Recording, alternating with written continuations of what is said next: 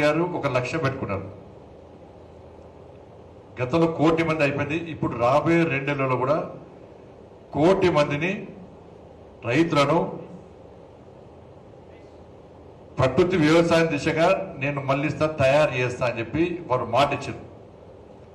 నేను ఒక పార్లమెంట్ సభ్యుడిగా, మీరు అనుకున్న పార్లమెంట్ సభ్యుడిగా, మీరు గెలిపించిన పార్లమెంట్ సభ్యుడిగా ఇక్కడ మీకు వారికి నేను కూడా కష్టపడి పనిచేస్తాను. మన కరీంనగర్ పార్లమెంట్ నియోజకవర్గం నుంచి ఈ 2 నెలల్లో 25,000 మంది రైతులను ప్రకృతి వ్యవసాయం వైపు మళ్లించే దమ్ము మీకుందా? పక్క టార్గెట్ సక్సెస్ పక్కా మళ్ళిస్తాను. అయితే 25,000 మంది టార్గెట్, 25,000 మంది రైతులను కరీంనగర్ పార్లమెంట్ నియోజకవర్గంలో ప్రకృతి వ్యవసాయం చేసే విధంగా తప్పకుండా ప్రోత్సహిస్తాను. ఎందుకంటే ఒకటి గుర్తుంచుకోవాలన్నా, మనం పైసలిచ్చి రోగాన్ని తెచ్చుకుంటున్నాం. బజార్లో పోయి పైసలిచ్చి రోగాన్ని కొనుక్కుంటున్నాం మనం. అందుకే ఇప్పుడున్న 16 ఏళ్ళ యువకుడు చూడుని, ఇప్పుడున్న 90 ఏళ్ళ ముసలైన చూడుని, ఆయన ఆరోగ్యంగా ఉంటాడు, ఆయన ఆరోగ్యంగా ఉంటాడు. బీపీ ఉండదు, షుగర్ ఉండదు. ఇప్పుడు 10 ఏళ్ళకే బీపీ షుగర్. లాస్ట్కు రాను డాక్టర్లు ఏం చేస్తున్నారు, మీరు రైస్ బంద్ చేయండి, కూరలు ఇవన్నీ ఇవన్నీ బంద్ చేయండి, మిల్లెట్స్ తినండి, ఈ తిండి బంద్ చేయండి, తిండి ఇక్కడ కూడా వస్తున్నాయి అంటున్నారు. మీకు ఉజ్బెకిస్తాన్ ఒక దేశం కూడా తెలుసా? ప్రపంచంలో వ్యవసాయాధారిత దేశం ఏదంటే ఉజ్బెకిస్తాన్. ఉజ్బెకిస్తాన్ నుంచి ప్రపంచం మొత్తం పూడిది ఫుల్. అబ్బా ఉజ్బెకిస్తాన్ మొత్తం వ్యవసాయం అట కొడితే అందరు పోయి చూసి వచ్చారు. లాస్ట్కి అలా ఉజ్బెకిస్తాన్ పరిస్థితి అంటే అడక తినే పరిస్థితి వచ్చింది.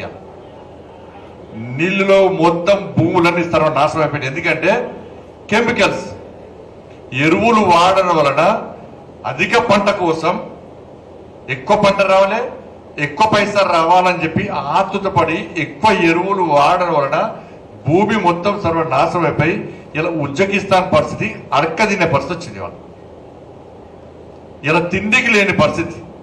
అప్పుడు ఆతృతపడ్డారు, అందరికీ ఆదర్శమైనరు. వాస్తవాలు గమనించలే మనం. ఇవాళ వాస్తవాలు గమనించక కొంప కొల్లేరింది. ప్రపంచంలో అత్యధిక క్యాన్సర్ దేశం ఏదంటే ఉజ్బెకిస్తాన్. ఇదో ప్రధాన. ఇప్పుడు పంజాబ్ అంటే ఈ భారతదేశంలో పంజాబ్ అంటే అన్నపూర్ణ. భారతదేశానికి పంజాబ్ అంటే అన్నపూర్ణ. ఇవాళ పంజాబ్ లో ఒక ఏరియాను క్యాన్సర్ బ్లాక్ గా ప్రకటించారు. Cancer block. ఆ ఏరియాలో ఎక్కువ వ్యవసాయం పడుతుంది. వాళ్ళకు ట్రీట్మెంట్ అనకు ట్రైన్ పోతుంది ఒకటి. ఆ ట్రైన్ పేరు క్యాన్సర్ ట్రైన్. ఏంటి అని సర్వే చేస్తే, ఇట్లాంటి వెంకటేశ్వర గారు లాంటి సైంటిస్టులు సర్వే చేస్తే, ఈ ప్రాంతంలో ఎక్కువ దిగుబడి వరి కోసము, ఎక్కువ ఆదాయం కోసము ఆతృతపడి ఎక్కువ ఎరువులు వాడడం వలన ఇవాళ ఆ పంజాబ్ మొత్తం కూడా క్యాన్సర్. భారతదేశంలో అత్యధిక క్యాన్సర్ రేటు ఉన్న రాష్ట్రం ఏది అంటే పంజాబ్. ఈ ఆలోచించండి. ఉజ్బెకిస్తాన్ ప్రపంచంలో ఉజ్బెకిస్తాన్ నాశనం అయిపోయింది. పంజాబ్ అని చెప్పుకుంటే పంజాబ్ అయిపోయింది.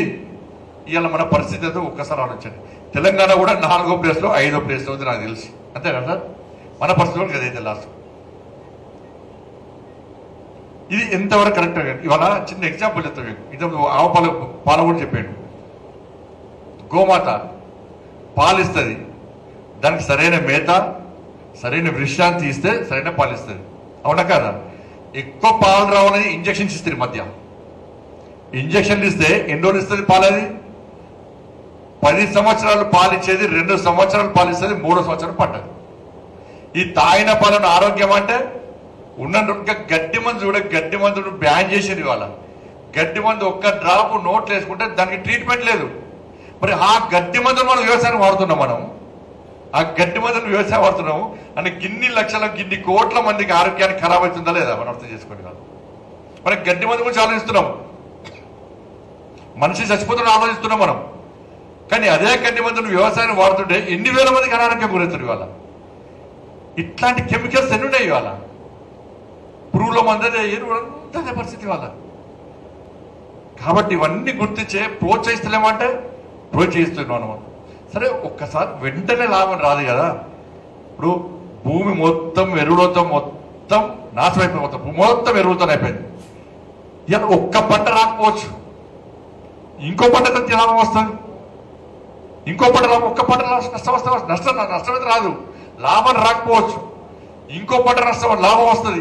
ఇక రాను దిగుబడి పెరుగుతూ ఉంటుంది, మన ఆదాయం పెరుగుతూ ఉంటుంది. ఇప్పుడు వారు చెప్పిర్రు దిగుబడి విషయంలో నివారణ చెప్పిర్రు, పోనీ రేటు విషయంలో నివారణ చెప్పారు. ఇక ఇప్పటి కూడా మనం మారకుంటే ఇట్లా రోగాలు తెచ్చుకుంటే ఉన్న పైసలు మీరు 20,000 సంపాదించారా, ₹1,00,000 సంపాదించారా, హాస్పిటల్ అవుతా 1,00,000 2 లక్షలు అప్పు తీసుకొచ్చి ఉన్న బంగారం ఉన్న ఆ వ్యవసాయ జాగానే అమ్మి కుదబెట్టి మళ్ళీ రోగాలకు పెట్టబడితే మనం రోగాలకు పెట్టబడి డాక్టర్ ఏమంటుంటే పోతే సింపుల్ చెప్తున్నారు డాక్టర్లు అందరూ కూడా ఏమన్నా సార్ తిండిలో ఏమన్నా సార్ అంత కెమికల్సే కదా సార్ అంటున్నారు, తిండిలో కెమికల్సే కదా సార్ అంటుంటే సింపుల్ చెప్తున్నారు వాళ్ళు. సార్ ఫ్రూట్స్ కూడా సార్ ఫ్రూట్స్ కూడా సార్ అంత కెమికల్ హైబ్రిడ్ కదా అంటున్నారు. మీద వచ్చే మ్యాంగో ఎంత మంచి అందంగా ఉంటుంది మ్యాంగో. నేనేమైతే హైదరాబాద్లో హైబ్రిడ్ మ్యాంగో తింటే 2 అమ్మాయిలు చచ్చిపోయారు, 17 ఏళ్ళ అమ్మాయి 9 ఏళ్ళ అమ్మాయి చచ్చిపోయారు. నిన్న మామిడికాయ తింటే చచ్చిపోయారు. నిన్న మామిడికాయ తింటే అంటే ఇవాళ దేశంలో మామిడికాయ తినడానికి కూడా భయపడే పరిస్థితి వచ్చింది.